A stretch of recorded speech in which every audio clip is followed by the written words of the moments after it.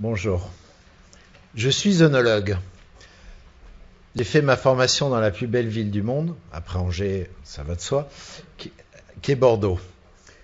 Et quand on est œnologue bordelais, on est a priori destiné à vivre dans une ambiance comme celle-ci, à se balader à l'automne entre les rangs de vignes, grappiller quelques grains de raisin qui ont pas été ramassés pendant les vendanges et profiter de cette belle nature. Ou l'autre facette, c'est d'être dans un chai et d'être là pour conseiller un maître de chai, un propriétaire, d'être là pour motiver, pour apporter du savoir-faire. Mais aujourd'hui, je suis dans cet univers-là. Je suis dans un univers qui est un univers de technologie où tout le monde va vite, l'univers du web, et j'y fais du recrutement et d'ARH. Et pourtant, j'ai pas l'impression de faire quelque chose qui soit fondamentalement différent. Pourquoi ? Parce que d'abord, il y a beaucoup de similitudes. On est là dans une relation humaine. Le vin, le monde du vin, ça génère beaucoup de choses autour de la convivialité, de l'homme, etc. Mais c'est aussi un univers technologique. Élaborer les vins, c'est un process naturel et simple, mais c'est un process qui a connu une révolution qui a commencé dans les années 60 et qui s'est amplifiée dans les années 80, qui est une révolution qui est liée à ce qu'on appelle aujourd'hui l'œnologie. L'œnologie, ça n'existait pas avant.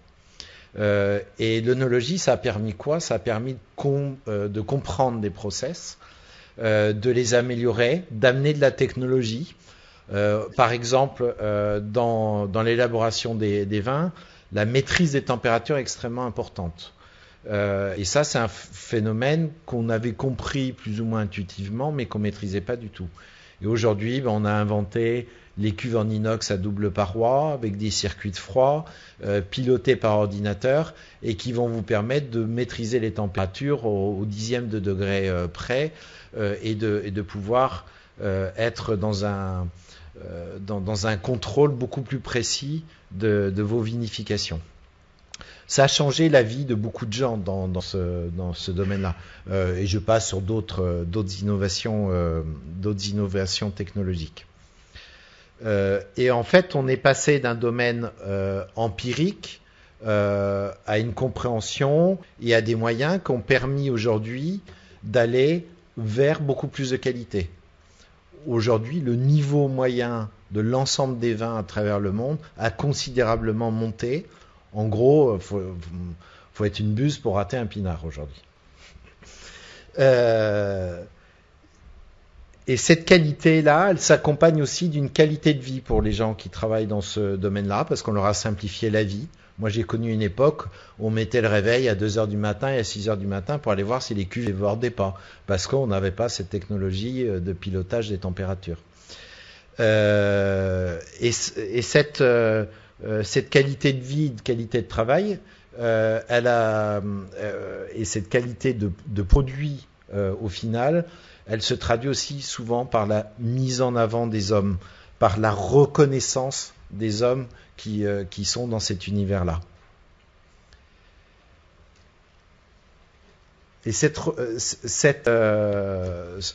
monde-là qui a été révolutionné par de la technologie, on est en train de le vivre d'une autre façon dans le domaine de l'entreprise, avec les révolutions technologiques qui sont liées à l'arrivée de la micro-informatique et puis d'outils comme l'iPad, comme l'iPhone, comme tous les services liés au web, ce qu'on appelle aujourd'hui le web 2.0, qui aujourd'hui nous plonge dans un monde qui est un monde de réseau. On a vu tout à l'heure ce que pouvait donner Facebook à l'échelle mondiale. Facebook, c'est bientôt 1 milliard de personnes. C'est 1 Français sur 3. C'est 33 minutes par jour de temps passé par les Français inscrits sur Facebook à se connecter sur Facebook et échanger avec des amis. Et finalement à faire quoi avec cet outil-là ? À prendre du plaisir, à garder le contact avec des gens, à s'amuser. Et on prend des pratiques, et ces pratiques-là, quand on arrive dans l'entreprise, on a parfois des décalages. Alors, comment moi je me sers de tout ça dans un monde qui est le monde du recrutement, qui est un monde très classique. Le marché un chasseur de tête, un cabinet de recrutement, c'est quelqu'un qui prenait une job desk, qui faisait une annonce et qui appuyait en gros sur un bouton pour diffuser son offre d'emploi et qui attendait. Aujourd'hui, on a LinkedIn, Viadeo, Facebook, Twitter, qui sont des outils qui permettent de s'insérer dans des communautés, de construire ces communautés. Et nous, c'est ce qu'on fait dans mon entreprise. Chez Altaïd, on construit des communautés. On est des community managers recruteurs quelque part. Donc, on bâtit ces réseaux et ces réseaux, ils nous permettent de toucher nos deux clients. Parce que nous, on considère qu'on a deux typologies de clients. On a le client qui nous paye, qui est l'entreprise, le DRH d'une entreprise ou le patron d'une entreprise, qui souvent et de plus en plus vient vers nous parce qu'il nous a identifiés comme étant très connectés dans le réseau, très présents sur le web. Et le deuxième client, c'est le candidat. Et ce candidat, c'est quelqu'un qui est notre vraie valeur ajoutée, qu'on puisse être connecté directement avec tout un écosystème lié au web et aux startups, qui est le monde qui nous intéresse. Alors, c'est plus facile à faire dans le web et dans ce monde-là.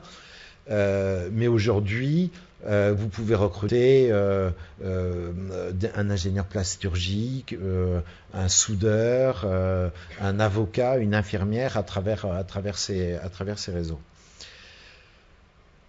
C'est un outil aussi qui a changé le métier, qui nous a permis d'aller beaucoup plus loin que d'autres dans la lutte contre les discriminations. Cabinet de recrutement qui travaillait traditionnellement, qu'est-ce qu'il faisait avant? Il prenait un annuaire d'école. Il prenait par exemple l'annuaire de l'ESCA. Moi, j'ai fait ça pendant des années. On feuilletait l'annuaire et on cherchait des gens dedans. Mais celui qui pouvait avoir le même type de job que ceux qu'on approchait sur l'annuaire de l'ESCA et qui avait fait une formation universitaire à Angers ou un DUT, lui, il n'y avait pas d'annuaire d'ancien, on ne le contactait pas. Les réseaux sociaux aujourd'hui nous permettent de nous remonter des gens qui peuvent être autodidactes, de formation universitaire ou autre, et de les recruter d'abord sur leurs compétences et sur leur parcours. Ça a changé fondamentalement et c'est en train de changer fondamentalement notre métier de recruteur. Mais ces changements-là, on va les retrouver aussi dans l'entreprise. Alors certes, ça fait poser des questions. L'utilisation, les entreprises, on est aujourd'hui dans les murs d'une banque, par exemple, sont très craintifs pour des raisons de sécurité. Je veux pas que les gens se connectent à Facebook, à LinkedIn, à Twitter, mais finalement, ils ont un smartphone et ils vont s'en servir. Il y a beaucoup de jeunes dans cette salle. Vous êtes des habitués de ces outils-là, et très souvent aujourd'hui, quand on a une question à poser, un des réflexes qu'on a, c'est de la poser sur Twitter et d'attendre d'avoir la réponse, plutôt que d'aller la chercher dans l'entreprise. Donc, on a des choses qui vont modifier ces relations dans l'entreprise et qui vont être difficiles à aborder pour nous. Alors, qu'est-ce que ça change? Aujourd'hui, on voit des entreprises qui commencent à mener des expériences avec ce qu'on va appeler des intranets de zéro, des sortes de Facebook d'entreprise. On va partager, on va collaborer, et on se retrouve avec des situations qui sont assez intéressantes. J'ai un exemple de client qui a mis ça en place. C'était une entreprise qui était l'entité vente d'un grand groupe, avec 13 agences régionales, avec 13 directions régionales, avec des commerciaux, avec une secrétaire par agence et des supports techniques, et tous sur le terrain, puis un siège. Ces gens-là, finalement, ils se voyaient 2 fois par an quand ils faisaient un kick-off annuel. Et aujourd'hui, c'est des gens qui parlent tous les jours et qui interagissent tous les jours depuis qu'ils ont mis en place un outil collaboratif sur lequel ils peuvent échanger. Et le commercial du Nord, il peut taper plasturgie et voir des gens qui ont déjà travaillé dans ce secteur-là qui peuvent l'aider sur une propale. On a vu des secrétaires d'agences donner des très bonnes idées sur des sujets marketing. Donc on rentre dans une collaboration. On entre dans une entreprise où on va se servir des talents, on va arrêter de gâcher des talents. On est dans un monde où aujourd'hui on a un problème. Les entreprises craquent de partout. On voit arriver des jeunes générations qui ne trouvent pas leur compte. On voit des gens qui prennent pas de plaisir dans leur travail. On voit des gens qui ont peur. Ce qui est arrivé à faire mon client que j'évoquais, c'est de redonner finalement un vrai sens au travail, un vrai partage du temps. Donc on va aujourd'hui, on va avoir aussi des experts dans l'entreprise qu'on va mieux identifier et desquels on va apprendre. Donc on va vers une entreprise qui est auto-apprenante. On est dans l'apprentissage informel. On envoie moins les gens dans des formations très bordées, des séminaires d'une journée ou 2 journées. On va plus créer des groupes de travail un peu spontanés. On évoquait en présentant les phénomènes des barcamps. Des barcamps, c'est finalement des conférences spontanées où les gens viennent partager. Je vais donner un autre exemple là-dessus. J'étais de ceux qui ont initié ce qu'on appelle maintenant des apéros Twitter RH. Donc Twitter était le prétexte pour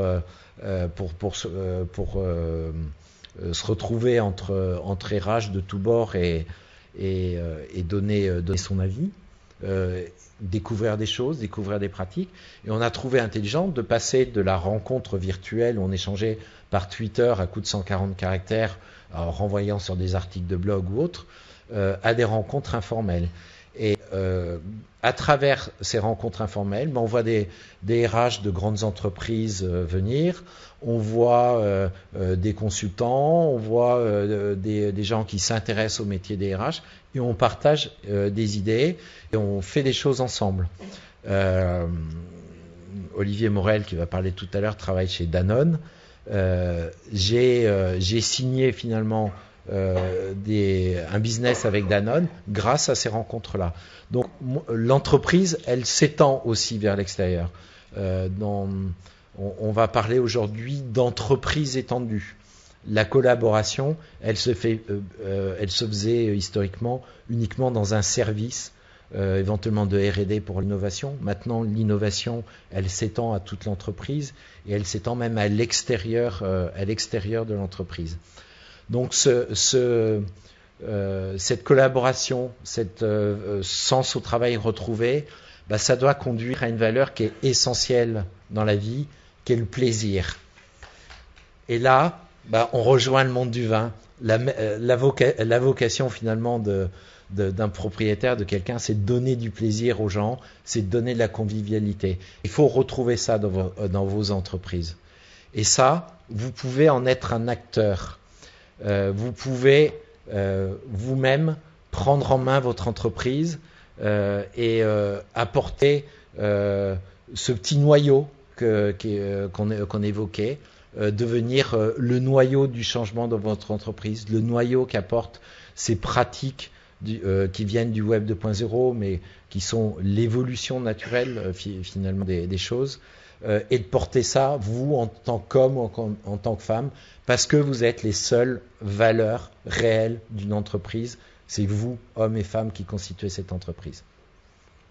Merci.